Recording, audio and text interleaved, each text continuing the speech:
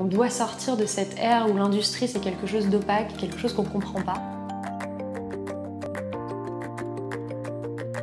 Ma première boîte était un réseau social pour les futurs parents et les jeunes parents. Et en fait, j'ai appris que les parents étaient extrêmement angoissés par les produits qu'ils utilisaient pour leurs enfants. Il y a quelque chose qui m'a profondément marqué quand j'ai commencé à discuter avec Carole, c'est qu'elle m'a dit que la couche était un des seuls produits existants en France et en Europe dans lequel il n'y avait aucune obligation, ne serait-ce que d'indiquer la composition et même le lieu de fabrication.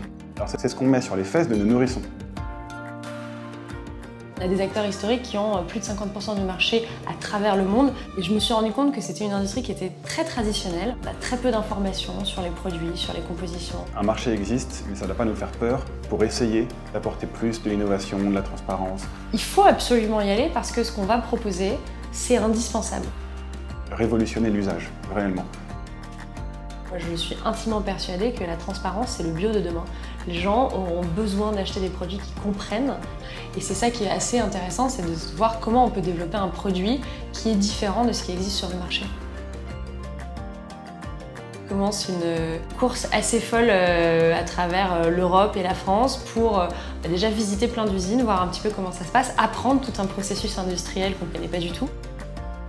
On rencontre un fabricant de couches dans les Vosges avec qui on s'entend très bien. Il nous regarde un petit peu comme des fous en se disant mais ils sont fous ces gamins, qu'est-ce qu'ils veulent faire? Et qui nous dit bon bah on va le faire mais c'est risqué quand même ce que vous faites. On sort les toutes premières couches de l'usine fin juin. On se fait un road trip à 4 pour aller dans les Vosges, pour aller récupérer des cartons de couches. On profite du début des soldes pour aller se poser devant les Galeries Lafayette avec nos petits échantillons dans des petits paniers pour offrir des couches aux gens dans les rues de Paris. On met en ligne notre site et là en fait se passe un truc auquel on s'attendait pas trop. Il y a 200 personnes qui commandent nos couches sur le premier mois et puis en septembre ils sont presque 1000. On voit que la croissance elle est extrêmement rapide parce qu'il y a un besoin en face. En soi, nous croître pour croître, ça ne nous intéresse pas. Et on se dit c'est canon, par contre on commence à être short en couches et on commence à être short en staff. Cet appétit qu'ont les parents pour nos produits, il faut la gérer. D'un point de vue purement logistique et d'un point de vue purement production, c'est pas facile à suivre. Et donc on fait grossir l'équipe, on passe de 4 à 10. L'équipe a vocation à être vraiment la partie non visible, mais qui permet de vivre une expérience la plus pure et la plus saine possible.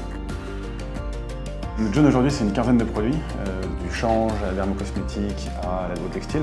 Et le fil rouge de tout ça, c'est le Made in France et la transparence. Je crois beaucoup à l'économie positive. Je pense que c'est aussi pour ça que c'est très important pour moi de fabriquer mes produits en France et d'être dans des circuits très courts. L'ambition de June à terme, c'est de proposer des produits qui sont toujours d'une qualité extrêmement aboutie, avec des processus de transparence et d'éducation sur les produits qui sont très forts. Pour que les gens prennent conscience que ce qui n'est pas acceptable doit évoluer, et on est là pour ça, pour faire bouger les lignes.